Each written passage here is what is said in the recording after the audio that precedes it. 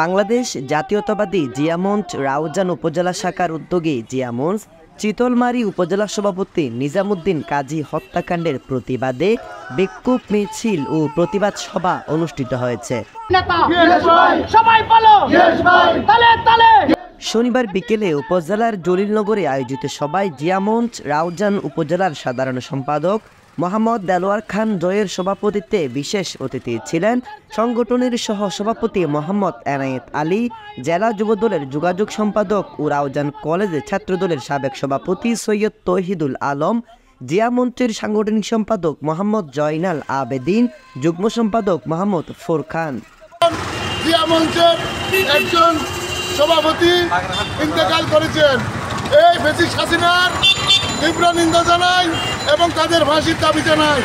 আরও উপস্থিত ছিলেন সহ সাংগঠনিক সম্পাদক মোহাম্মদ এয়ার খান, প্রচার সম্পাদক মোহাম্মদ নজরুল ইসলাম, মোহাম্মদ হাসান, স্বাস্থ্য বিষয়ক সম্পাদক মোহাম্মদ এরশাদ, সিনিয়র সদস্য আবু মোহাম্মদ, মোহাম্মদ আব্দুল হালিম, বাণিজ্য সম্পাদক মোহাম্মদ মান্নান, আরমান হোসেন, শামসুল আলম, মোহাম্মদ মফিজ, ইমরান হোসেন, ফুরকান উদ্দিন বাপ্পি, মোহাম্মদ ফয়জুল আজিজ সহ আরও অনেকে।